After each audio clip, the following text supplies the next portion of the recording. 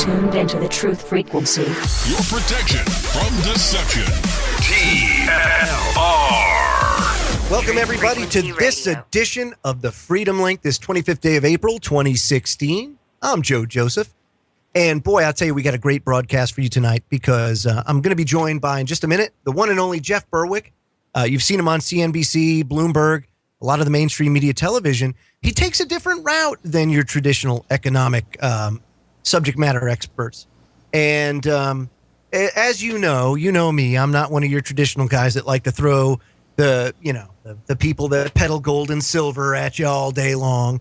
But Jeff reminds me of somebody that I used to have on very often a long time ago when it was me, Johnny King, and AC Griffith doing this broadcast a long time ago, Bob Chapman. And Bob was very dear to me. We had a lot of offline conversations, just a good friend. And so tonight, again, my guest, first time here on the Freedom Link at truthfrequencyradio.com, but hopefully not the last, is Jeff Berwick. Let me give you a little background on Jeff. If you don't know about him, he runs his main website's the Dollar Vigilante, dollarvigilante.com. And he's an anarcho-capitalist. Got to love that. He's a libertarian. Got to love that. And a fellow freedom fighter. And that's the biggest thing that I like about him because, you don't have many people that actually go out on mainstream television and tout that. Normally they'll say the right things in order to, kind of get on there a little bit more. But Jeff, he doesn't do that. He's also the founder of the Dollar Vigilante and TDV Media and Services. So he's an entrepreneur. And an entrepreneur spirit is one that I like, is the way that, everybody out there that listens on a nightly basis knows, I homeschool my children with the central point being your own boss. Because why would you want to be a slave to somebody else like me? I'm a slave, but hopefully I can instill the right knowledge and the right wisdom on my children in order for them to become entrepreneurs and carry on with that entrepreneurial spirit that's sorely lacking, not just here in the United States, but in the Western world in general. So he's also got another site. And if you go there, it's called surviveshemitah.com. And if you go there, you can sign up and get a free white paper where Jeff kind of goes through some solutions on how to survive the tumultuous year, 2016, that we've not only been seeing so far, but what's to come. So without further ado, I would like to welcome Jeff to the show. Jeff, welcome aboard. Thank you, Joe. It's a pleasure to be on. Oh, it's great to have you. And boy, I've had Jonathan Cahn on before, and he's talked about the Shemitah, and I certainly know the relevance of the Shemitah and also the Jubilee, but this Shemitah and this Jubilee are different than past Shemitahs and Jubilees. Can you explain why that is? Well, I should start by saying that I didn't really even know what the Shemitah was until about a year and a half or 2 years ago when I read Jonathan Cahn's. Yeah, I had no idea. I actually never even looked into any of this stuff, including biblical stuff or anything my entire life. And once I started looking into this, it opened my eyes dramatically, and I started looking into all this stuff because there's a lot of involvement. Of course, the elites are into the occult. They appear to be essentially satanic and are doing a lot of things along these timelines, so I found out about the Shemitah from Jonathan Cahn's book, The Harbinger. And I actually read that book because I was so interested because of the 9/11 implications, because I've been looking at 9/11 since about 2004 when I began to realize that what they were telling us on TV, on our television programming, and it's called programming for a reason, was not exactly what happened. In fact, not even close to what happened. And so I actually almost became obsessive about looking into it for years and years. And so when I heard about Jonathan Cahn's book, I thought, okay, let's see what he has to say about it. So I started reading it, and actually I think he had a few things wrong on it. He seems to think it might have been true terrorists who attacked, these Islamic terrorists who attacked. But I even told him that when I first contacted him. I said, I disagree with you on a few things, but man, you had so many things in the book I had no idea about. And being a financial economics sort of person, and I write at the Dollar Vigilante, I advise people on investing and things like that. I found it incredibly interesting that the last two major market collapses fell on the exact end day of the Shemitah on Elul 29 in 2001 and 2008. Yeah. And so that blew my mind. I was like, and then once I looked into it, I was like, everything starts to blow your mind. You look into the 2008, that day when the crash happened on the Dow, that day the bell didn't go off for the first time at the New York Stock Exchange.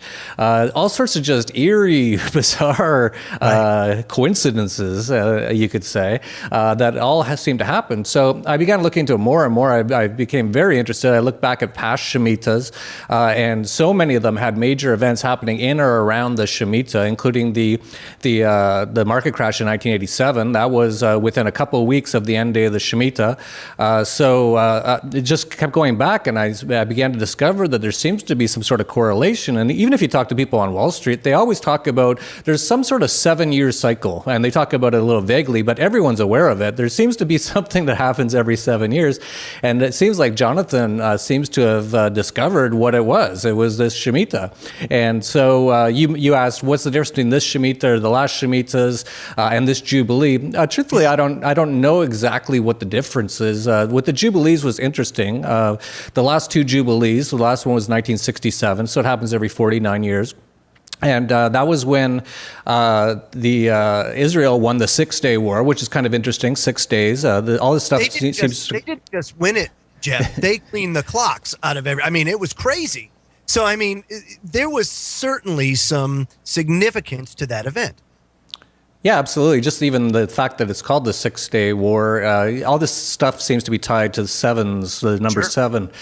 So 6 days of war, they won, and then on the 7th day they rested. All this stuff, just you start thinking about it, and it all seems to relate. And then the last one before that was in 1918, and that was when the British Empire took over Jerusalem from the Arabs. So the last two Jubilees was a major event in Israel. We're just in the Jubilee now. It ends in October 2nd or 3rd. Sort of these numbers are a little hard to figure out, but essentially around October 2nd, 3rd of this year is the end of the Jubilee. But we could see something major happen in Israel again. I don't know, but the correlations of the things going on and the financial elite have been dropping hints. And after the Shemitah ended, which was in September 13th of last year, I began to look into the Jubilee more. I hadn't really looked into it. I was like, okay, so there's something going on. So this is like the 7th Shemitah. So every 7 Shemitahs or every 49 years is something called the Jubilee. I didn't know, like I told you, I didn't know anything about the Shemitah even a year and a half ago or 2 years ago. I never even knew anything about the Jubilee. I started looking into it. And I contacted Jonathan Kahn, and he's like, oh, yeah, this means this Shemitah, what happened last year, actually gets bigger this year. And I was like, oh, that's interesting. And then I saw the Pope in December of last year, all of a sudden state it was an emergency Jubilee year. So that caught my attention because they normally have it every 25 years, and they just decided out of the blue to have a emergency Jubilee year of mercy. Caught everyone by surprise doing that. And then it was early this year that William White of the Bank of International Settlements, which is the central bank of central banks, so the most evil of the evil central banks, he came out and said, this is a debt jubilee, and this has been going on since Sumeria, he said. And he said, essentially, to paraphrase him, there might not be anything left standing at the end of this. So more and more of these clues started coming out that these elites know all about this jubilee. And so I began doing even more research, and as you pointed out, it just goes on and on. It sure does. And one thing that I've come to find out is that the messages are everywhere. It doesn't necessarily have to be Shemitah, Jubilee. I believe that that's one piece of the puzzle. But you can see the signs all over the place that things are shaping up. 2016 is shaping up to be a very volatile year. And I put that volatile is about the most politically correct term that I could use. Straight up disaster, that's probably better as far as I can see.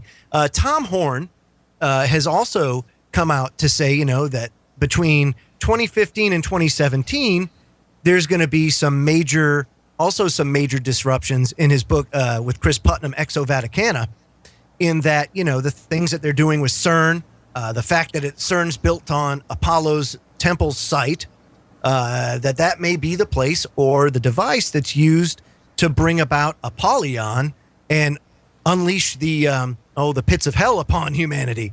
So, I mean, there's a lot of things out there that certainly do say that this is going to be a crazy time. But if you're prepared or better prepared to respond to this type of stuff, well, then you can weather the storm a lot better. Isn't that true? I hope so, and that's what we're trying to do. Yeah. I don't know what's happening or what's going to happen. All I know is it's not looking good, and it looks like it's going to be very bad. Even if you look at the last Shemitah, which was last year, the third quarter of last year was the worst time in the global stock market since the last Shemitah in 2008.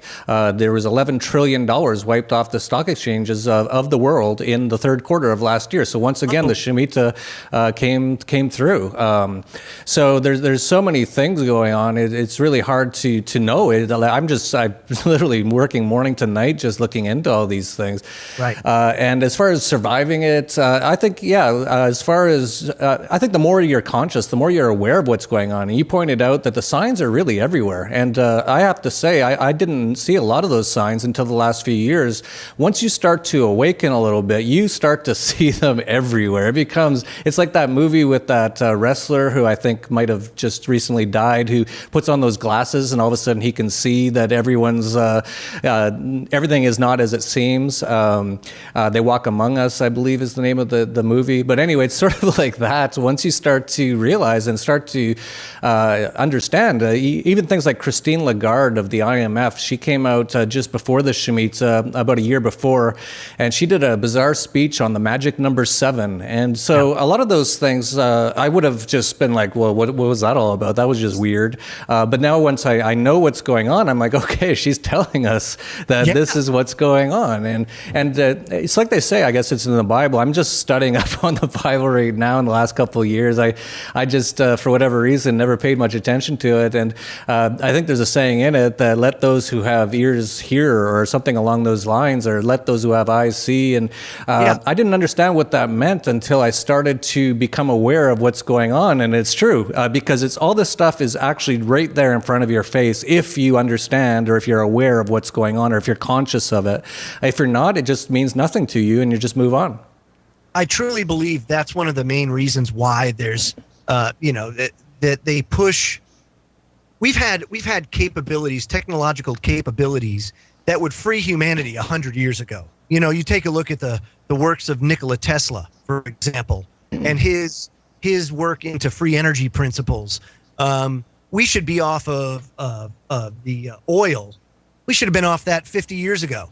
But the fact is, they're not going to change that. There's money to be made there. And it's like, I want to say JP Morgan told Tesla, hey, where do you put a meter on that thing? And he's like, what? What meter?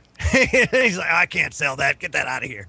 So there is technology that has been there that they intentionally suppress to keep humanity enslaved. Likewise, there's technology out there that they use to keep humanity enslaved, such as, say, the smartphone, which is a great tool to have. It's nice to have a computer at your hip if you ever need to look something up, but it has more than ever taken over so many people's lives to the point where, like the Bible says, speak and they will not hear, show them and they will not see, because they're so overstimulated with stuff that they don't see what's right in front of their face, like you said. Yeah, it's quite incredible. If you would have told me 30 years ago that there'd be a technology, this would have been would have sounded like crazy talk 30 years ago, that we'd all have something in our pocket that connects to all information that has ever existed in the history of man, including all the hidden information. It's all out there. Anyone could access it from anywhere at any time. It's basically free.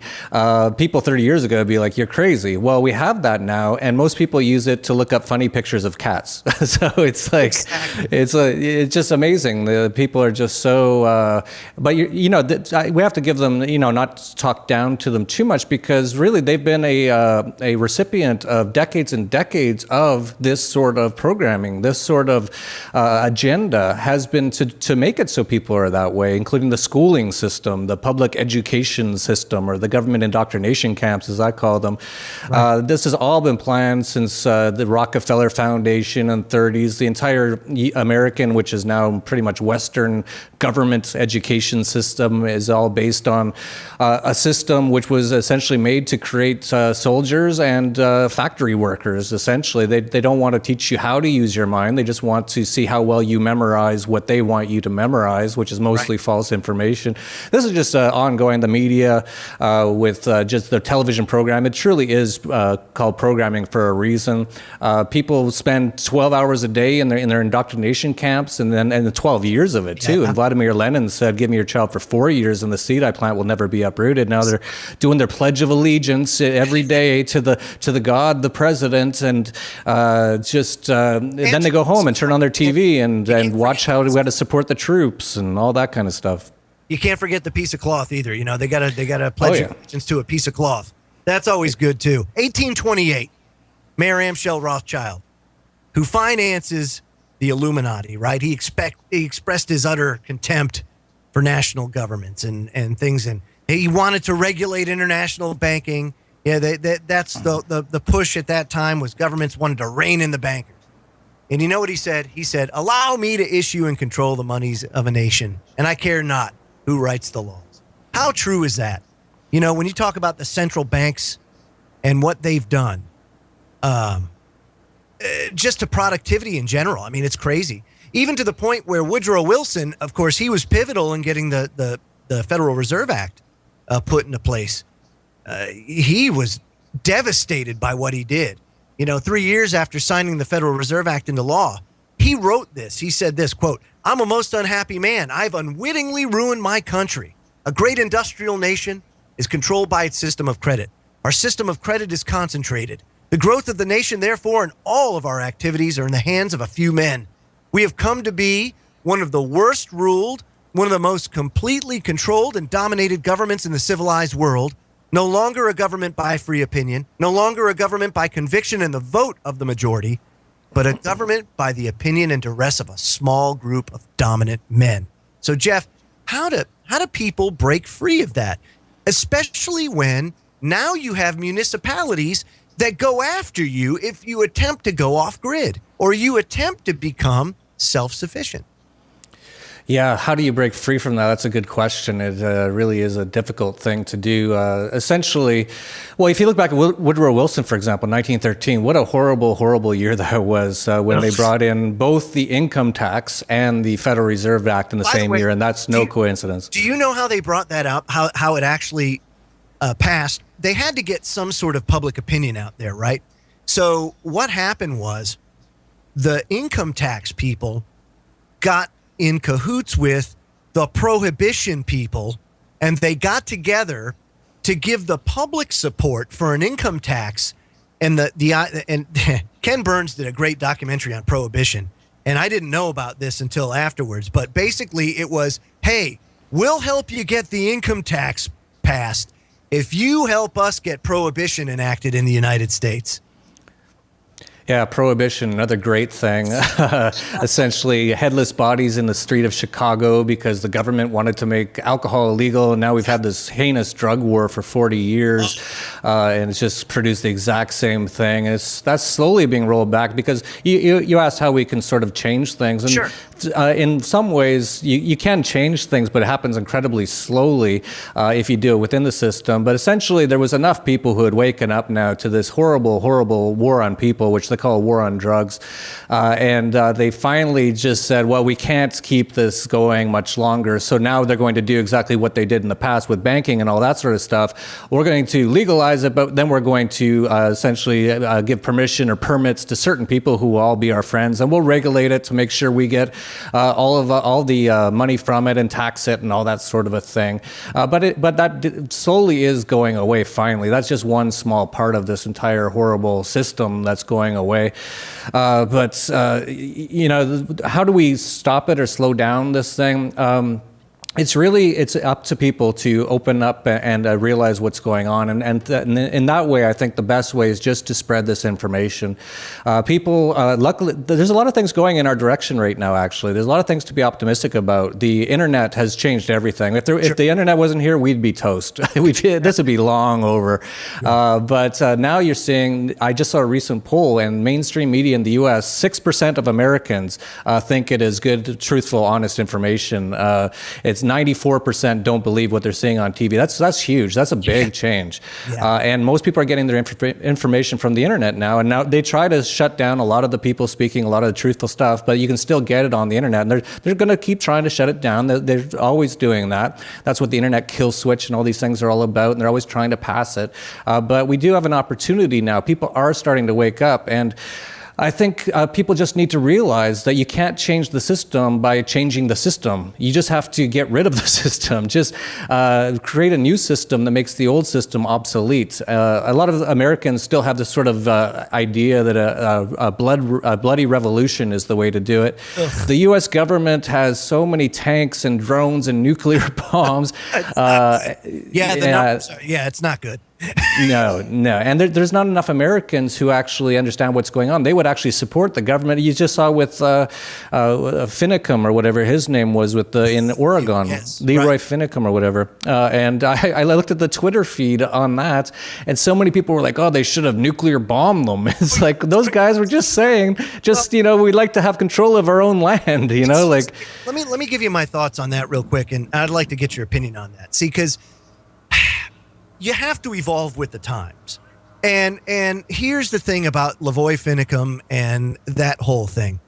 You can't fight in 2016 like it's 1776. It doesn't work that way. It just doesn't work. I applaud the fact that they wanted to educate people, but storming a government property or even taking it over for any way, shape, or form or trying to cause it, you can't do that. You have to fight.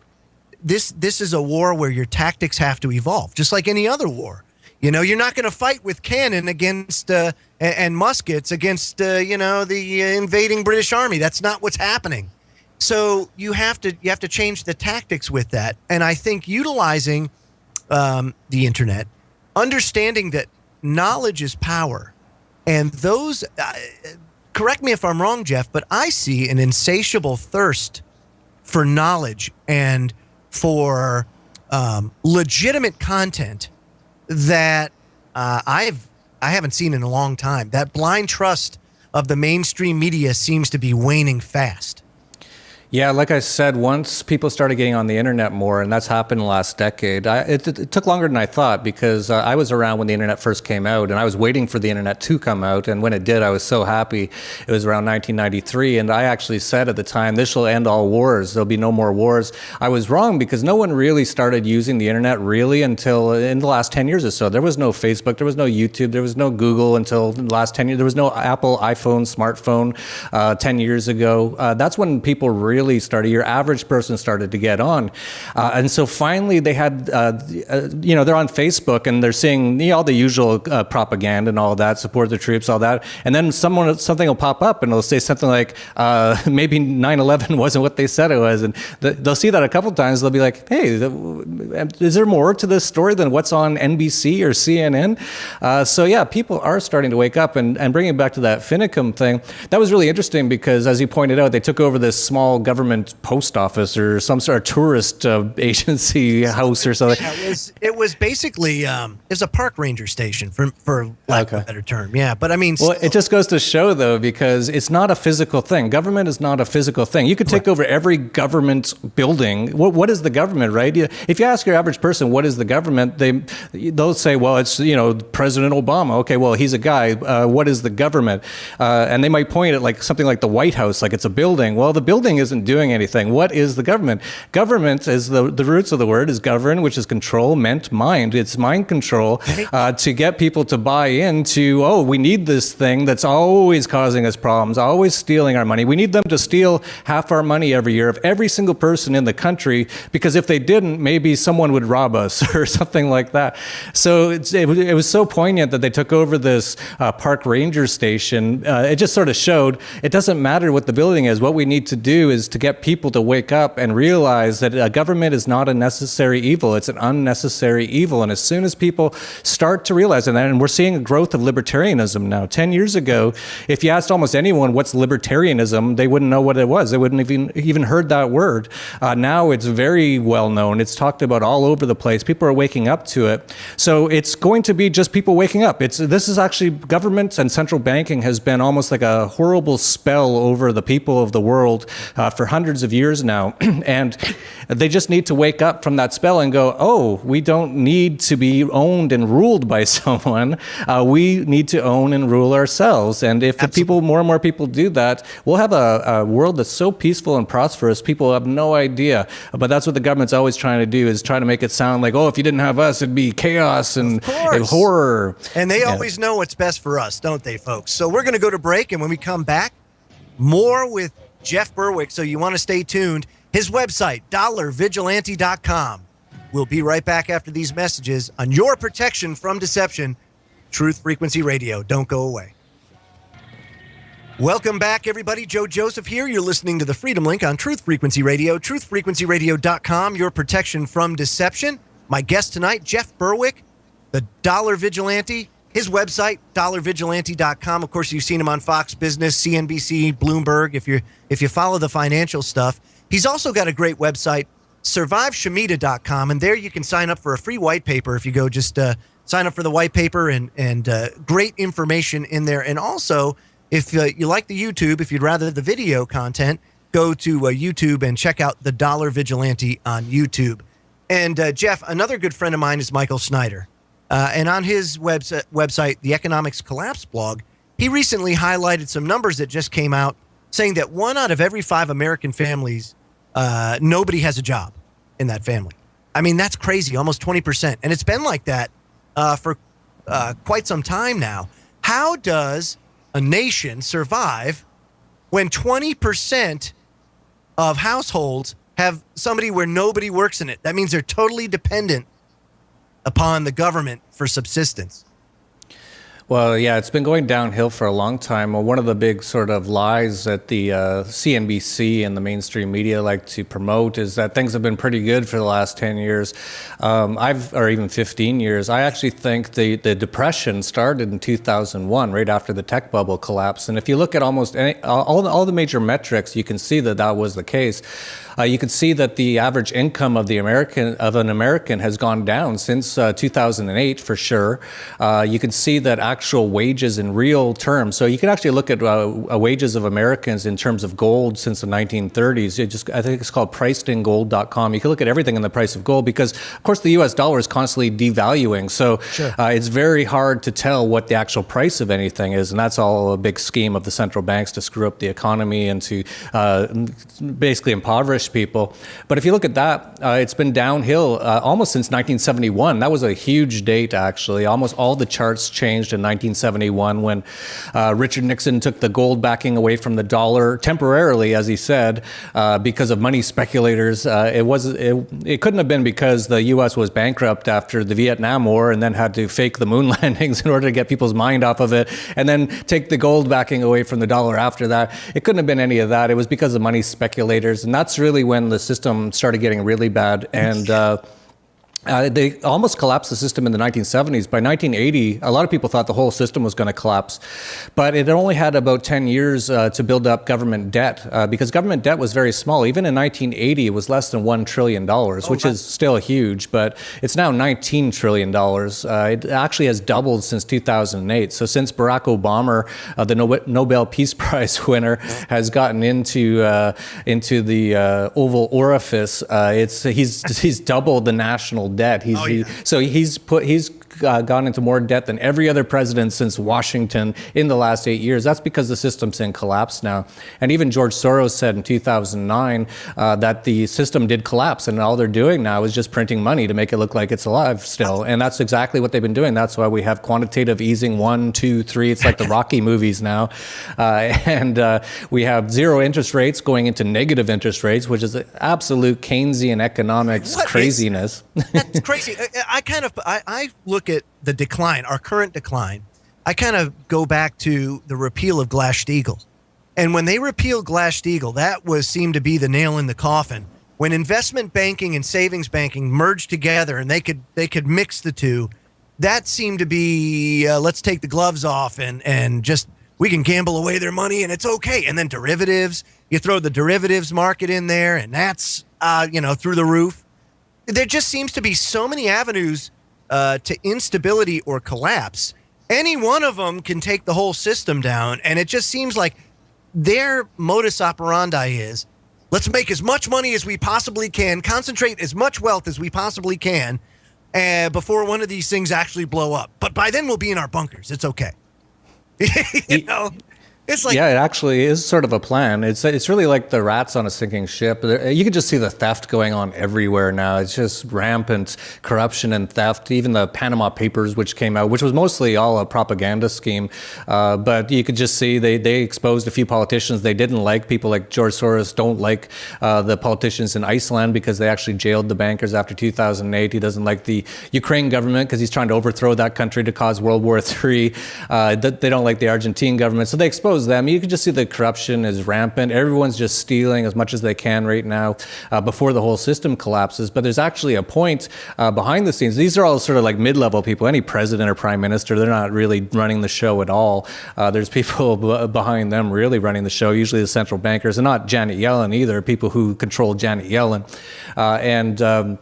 So they actually want to cause this collapse, and they're going to take as much money as they want or as they can along the way. But that's actually not the main goal. The main goal is to make things so bad that they can bring in essentially a one world government and a one world currency. So they're going to essentially bring this in, and it's going to be so bad they're going to destroy the U.S. dollar in the process. This has been a plan. This is a long-term plan, decades and decades in process.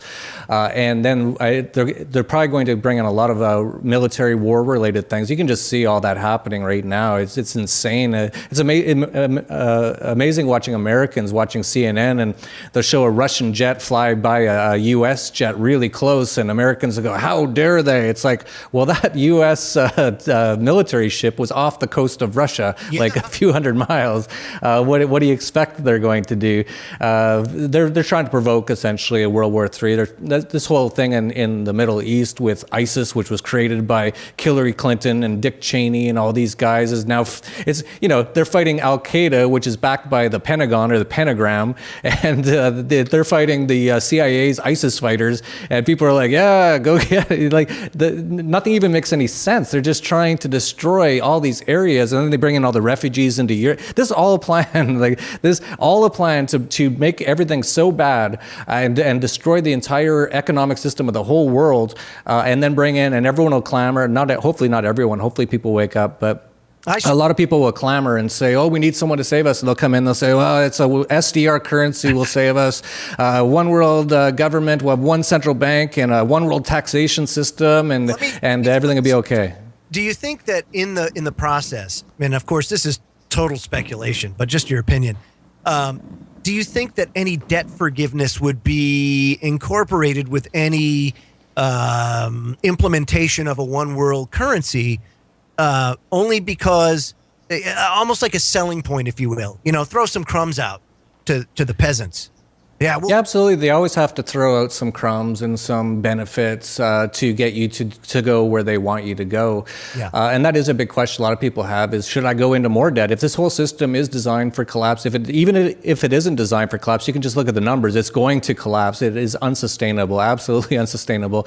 A lot of people will say, should I go into more debt and then buy things like precious metals or hard assets like land or anything that Janet Yellen can't counterfeit? Should I do that? And, that's a reasonable thing to consider. I've personally considered doing that myself, but we really don't know how this is going to turn out. Anything is possible. For example, France actually had a hyperinflation, and a lot of people who had things like mortgages, and a mortgage, the French, I think that means in French, death contract, which essentially is what it is. So you have to pay for your house for the rest of your life is essentially how this whole system has come down to, and that's what most people are in now. So when they had a hyperinflation, a lot of people in France thought, okay, so all of our mortgages were wiped out, but no, the government and the central bank came in and said, no, you still owe about the same amount in the new currency. So anything's possible. This is going to be interesting. We're in uncharted territory. In the past, when there was hyperinflation, it was always just in one country. So it would happen in the Weimar Republic in Germany, which eventually led to World War II. And it happened in Zimbabwe just last decade, and it's happening right now in Venezuela. And I was just there a few weeks ago to check it out, and it's horrible, absolutely crazy. Yeah, that's the thing. It's being totally misrepresented and even drowned out in the media. People don't understand that. Look, if you want to know what is in store for us if things remain status quo, you need look no further than Venezuela. It's happening right now. I mean, you go see. I was just there, and I said that there's really not much difference between Venezuela and the U.S. Essentially, Venezuela has gone very socialist, incredibly socialist. That's the direction the U.S. is headed. It's just the fact that Bernie Sanders is potentially a presidential nominee. If you look at the millennials who've all been raised in these government schools, and they go to these colleges, which are completely worthless and a waste of time for most of them, and go into hundreds of thousands of dollars worth of debt, when they're polled, most of them believe socialism is the best way to go. So that's what Venezuela has. And one of the other things, actually, the only difference I could find between Venezuela and the U.S. was that in Venezuela, they have incredibly strict anti-gun laws. So they have gun restrictions. Everywhere you go, it's you can't have guns, you can't have guns there. And because of that, it's now the murder capital of the world, Caracas. That's the only difference I could find between Venezuela and the U.S. at this moment in time, is that Americans, some of them, most of them, still can own guns, although they're taking that away as quickly as possible, and in many states it's getting very difficult. If the U.S. people ever finally give up that right, that will be the absolute end of the U.S. 100%. It'll turn into a complete prison overnight. Yeah, no, I have to agree with you there.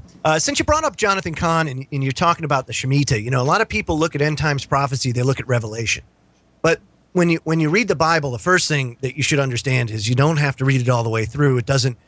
It's great that you do, but that's not the way that it's used in order to kind of figure stuff out. And I want to bring Ezekiel into this because he had something to say about these times. And Ezekiel said this is eerie. It says, they have blown the trumpet, they've made all things ready, but no one will go into battle. For my wrath is on the whole crowd. Outside is the sword, inside are plague and famine. Those in the country will die by the sword. Those in the city will be devoured by famine and plague. The fugitives who escape will flee to the mountains. Like doves of the valley, they will all moan, each for their own sins. Every hand will go limp. Every leg will be wet with urine. They will put on sackcloth and be clothed with terror. Every face will be covered with shame, and every head will be shaved. And this is where it gets interesting. It says, they will throw their silver into the streets, and their gold will be treated as a thing unclean. Their silver and gold will not be able to deliver them in the day of the Lord's wrath. It will not satisfy their hunger or fill their stomachs, for it has caused them to stumble into sin. So the question for you is, in this time, this time of tumultuousness, I guess you could say, coming up, what would you say would be the best course of action for people to do or to put things into if they have money, or how to prepare? Well, essentially everything that people did in the 80s and 90s, do the opposite of that. So back then, a lot of people were going to the stock market. They were buying mutual funds. They were buying bonds. Essentially, all paper will probably turn into its intrinsic value of just being paper and be worthless. And actually, it was William White of the Bank of International Settlements that said essentially that. He said a lot of people who are holding things that they think are of value are going to soon find out they are of no value at all. And that's going to be the case with with almost all bonds. So get out of any sort of paper assets and get into things that you can hold and own, things that and again, though, you have to be, this is going to be unbelievably difficult time for almost everybody. So even if you own, for example, gold or silver, it's not out of the question whatsoever that the government will confiscate that. The U.S. government confiscated gold in 1933 in the U.S. Of course, most people don't remember that or know about it because they don't want you to remember that or know about it, but that's happened in the land of the free in the past. So I'm not sure if that will happen exactly that way again, because if you look at your average American, they don't even know what gold or silver is now. They've dumbed them down so much. There was Mark, I forget his name, the guy who goes on the street and asks people questions in California and just sort of exposes how dumb most people are nowadays. And he was trying to offer people a chocolate bar or a 10-ounce bar of silver on the street. And everyone took the chocolate bar. And he was standing right in front of a coin shop. So if they wanted, they could take the silver coin and say, hey, is this real? And it'd be worth, what, $200 or something? Yeah, something. And they all took the chocolate bar. And they said, well, I don't know. It seems to me the best thing would be to take the chocolate bar. They just have no idea. He even tried to sell a gold coin once, and he was offering to sell it for $20. Of course, the value today is around $1,200, and not a person would. They all thought he was crazy. Like they just, like as you said, whatever that biblical prophecy was, or whatever it was. Ezekiel 7 is where it gets into that, and it's parallel to what Revelation says. But that's just absolutely crazy. I've got a question here. It says, so the government has become criminals running amok. How do we regain accountability? Well, first thing to understand is government is always criminal. Government by itself is a criminal enterprise. They don't exist unless they tax people, and taxation is theft. So anyone who thinks we can get a government back to being really good, there is no good government. But if you're going to have governments, they definitely shouldn't be giant, gargantuan governments. So even look at the U.S. It used to be a number of states. That's why it's called the United States. It's still called that, even though it's not. It's now the United State. It's the federal government after Abraham Lincoln had his fascist takeover of the country and actually caused hundreds of thousands of Americans to die in his fascist takeover. And now he's emblazoned in the Lincoln Memorial with his hands on fasces, and no one seems to notice that. Even when they speak in the Congress, right behind them are two fasces. No one seems to notice. No one seems to care, as George Carlin said. So, this whole idea that the government is not, there's no way you can actually make it better. Well, you can try to improve it in some ways, but really the whole problem is government. There's two main evils on this planet that have controlled man for a few hundred years minimum and have nearly destroyed the entire planet, and that is government and central banks. And of course, central banks can't exist without government. So if you were to get rid of government, you wouldn't have central banks, because central banks exist because of government laws which make you use their money. That's why this Federal Reserve Act was brought in 1913 on Christmas Eve, along with the Income Tax Act, because in order to, for if people want to have a demand for the money, they need to tax them. So they say, okay, well, there's now an income tax. Well, how do we pay it? Well, with dollars. So everyone all of a sudden needed dollars. So they're tied together. And the central banking system is just a heinous horrible system. For people out there, look up, there's a great document, or not a documentary, but a cartoon on YouTube called, I believe, The American Dream or something. Dream, yes. Yeah, and it's about how central banking works. Yeah. And it is nothing but evil towards humanity. And a lot of these Occupy movements who say the 99% and the 1%, they're recognizing there is a problem, but they don't recognize what's causing the problem, and it's central banking. It's designed to take everyone's wealth and give it to the very few. It's less than 1%. It's 0.00001% as best as I can tell, that take all the wealth. And that's exactly what they do. If, in fact, for those Americans out there who think they believe in capitalism, first of all, there is no capitalism in the U.S. There's vestiges of it. But central banking is one of the tenets of communism. It is one of the central banking is a tenet of communism. It's one of the planks of communism. And so that people have to realize that. And so there's a lot of those end the Fed movements, which sort of went away away a little bit. People have very short attention span nowadays, all designed. But people need to realize that, like when Ron Paul was trying to get rid of the Fed, that is the problem. And if we can get rid of that and get these governments at least down to 99.5% smaller, we would have so much, and more governments too. It's sort of funny. You pointed out I'm a anarcho-capitalist, which means I'm an anarchist, which means I believe I shouldn't have a ruler. Wait a minute. Now, wait. Are you one of those guys? Are you one of those guys that put on the black mask and go and take nail bats to everybody and blow things up? And you're one of those guys, aren't you? You're one of those anarchists. Yeah, that's what they try to make people think anarchists are, the government and the media. They want you to think that's what anarchists are. But anarchists is the most peaceful ideology there is. The ideology is almost the same as Jesus. Jesus said, do unto others as you want them to do unto you. And anarchists say, I don't want a ruler and I don't want to rule you. It's a very peaceful philosophy. And if we actually followed either of those, we'd have such a much better world. So in fact, being an anarchist, it sounds funny, but I want to see more governments. I want to see, in the US, I'd like to see it return to 50 governments again. And then I'd like to see every city become its own government. And then every town have its own government. And eventually 7 billion governments on Earth, and we'd have peace and prosperity like we've never known it. Oh, man, yeah, absolutely. I'm joined now by my special buddy, my co-host John King, has made it here. And, he's been chomping at the bit. I'll bet he was going to be late, but I think he came home at breakneck speed to actually get to talk to you, Jeff. So, Johnny, better late than never, buddy. You got anything for Jeff? Thank you. Do you think that possibly metals is the way to go? I mean, my goal is 1,000 ounces of silver.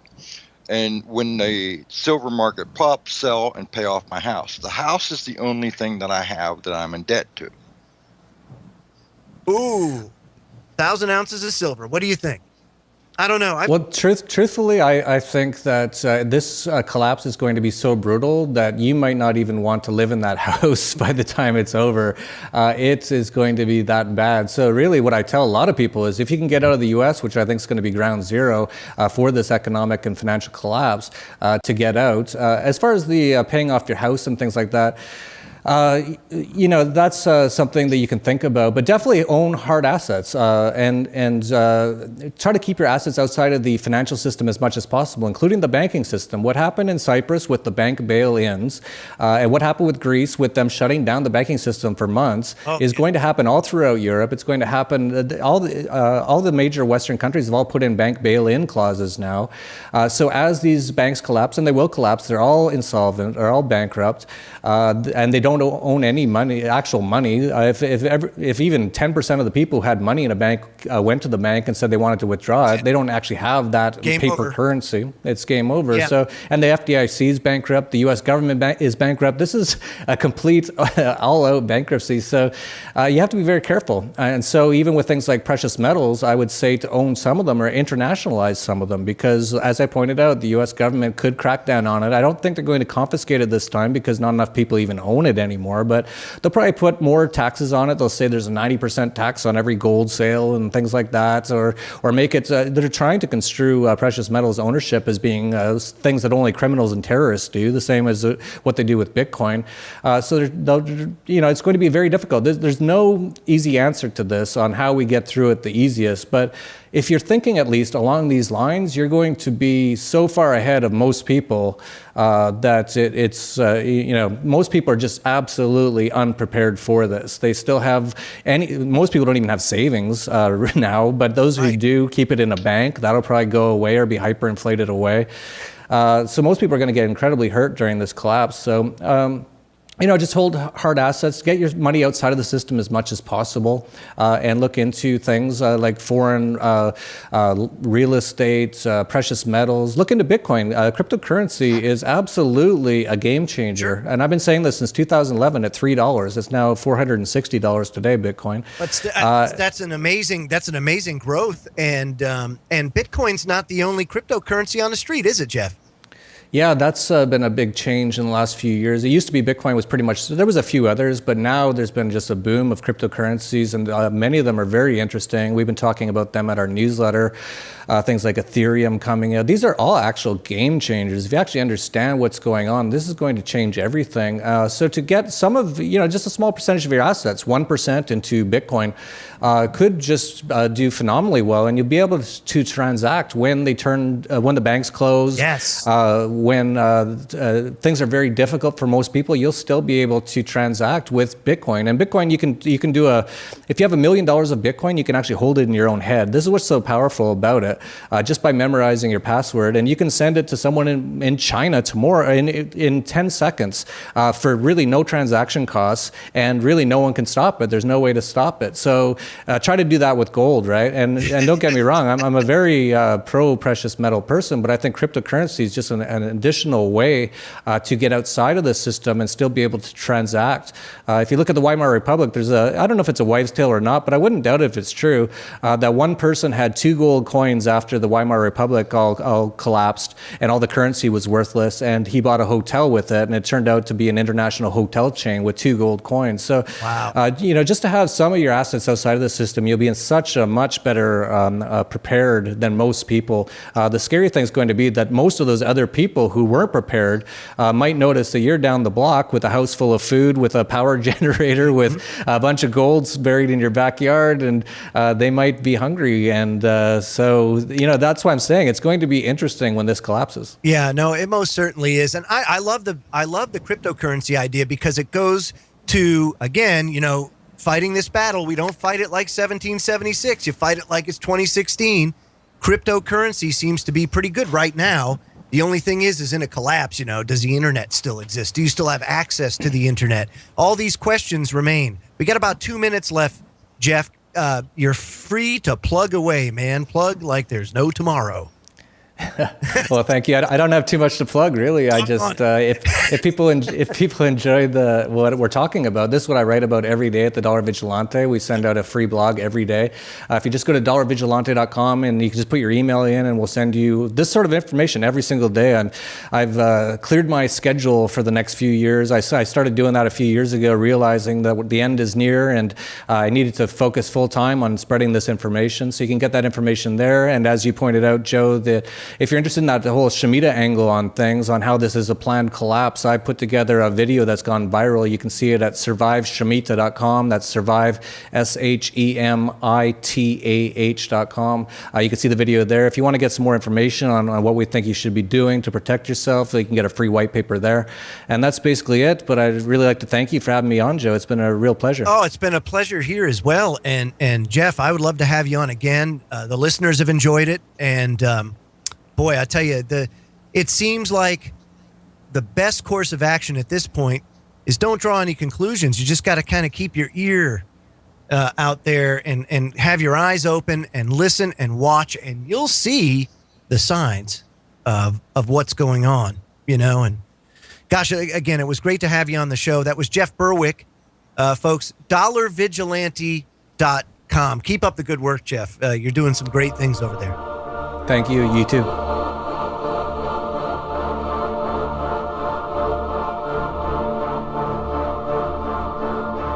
You have all the major central banks, Japan, UK, Europe, America, all printing staggering amounts of money. The people who are getting that money, Jeff, are very happy, and their friends are very happy. I believe in 2020 that we will be back into a rip-roaring, snorting bull market.